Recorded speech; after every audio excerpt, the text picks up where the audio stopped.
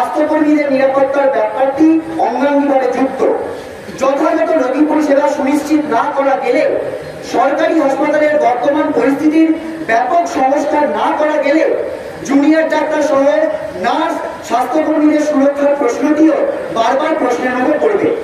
হাসপাতালগুলিতে বেড নিয়ে যে দুর্নীতি তা নির্মূল করার আসল প্রয়োজন প্রতিটি হাসপাতালে ডাক্তার ছাড়াও যথেষ্ট সংখ্যাতে নার্স স্বাস্থ্যকর্মীদের স্থায়ী ভিত্তিতে নিয়োগ করা।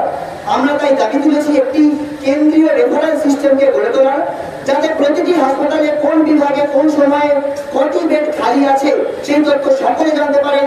রোগীদের হয়রানি বন্ধ করা যায়, যাতে নির্মূল করা যায় হাসপাতালে ভর্তি হওয়া নিয়ে গড়ে ওঠা দালাল চক্রগুলিকে।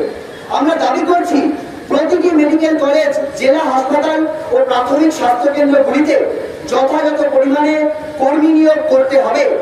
চুক্তিভিত্তিক কর্মী নিয়োগের বদলে স্থায়ী কর্মী নিয়োগের পদক্ষেপ নিতে হবে সরকারকে। সমস্ত স্তরের স্বাস্থ্য কেন্দ্র ও হাসপাতালগুলির পরিকাঠামোকে ঢেলে সাজাতে হবে। রক্ত পরীক্ষা থেকে অন্যান্য যাবতীয় পরীক্ষা নিরীক্ষার পরিকাঠামো যথাযথভাবে গড়ে তুলতে হবে সরকারকে। এই দাবিও আমরা করেছি। এর জন্য জুনিয়র ডাক্তারদের প্রতিনিধিত্ব সহ টাস্ক ফোর্স গড়ার দাবি আমরা জানাচ্ছি। আমরা চাই একটি জনমুখী স্বাস্থ্য ব্যবস্থা। আমরা চাইছি একটি উন্নততর সরকারি স্বাস্থ্য ব্যবস্থা। বাস্তবিকভাবেই আপামর সাধারণ মানুষের স্বার্থই আমাদের স্বার্থ, একথা আমরা ব্যর্থহীনভাবে রাজ্য সরকারকে জানিয়ে দিতে চাইছি। 3, আমরা আমাদের 5 নম্বর দাবিতে উল্লেখ করেছিলাম প্রতিটি কলেজে ভয়ের রাজনীতিকে বন্ধ করতে হবে।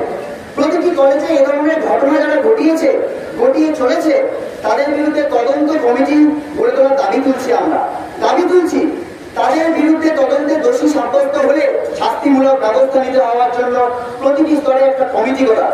এই প্রতিটি কমিটিতে জুনিয়র ডাক্তারদের প্রতিনিধিত্ব সুনিশ্চিত করতে হবে।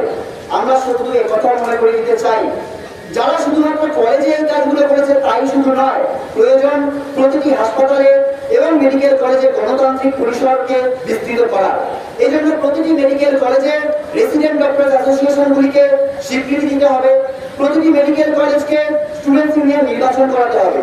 প্রতিটি হাসপাতালের সর্বোচ্চ নীতি নির্ধারক যে কমিটি, সেটা কলেজ কাউন্সিল কমিটি অথবা রোগী কল্যাণ সমিতি বা আইসিসি, প্রত্যেক জায়গায় নির্বাচিত জুনিয়র ডাক্তার ও ছাত্রছাত্রীদের প্রতিনিধিত্ব সুনিশ্চিত করতে হবে। এর সাথে সাথে হাউস টার্চিপ নিয়োগের ব্যাপারে শাসক দলের যে ব্যাপক দুর্নীতি প্রত্যেকটি মেডিকেল কলেজে চলে তা বন্ধ করতে হবে।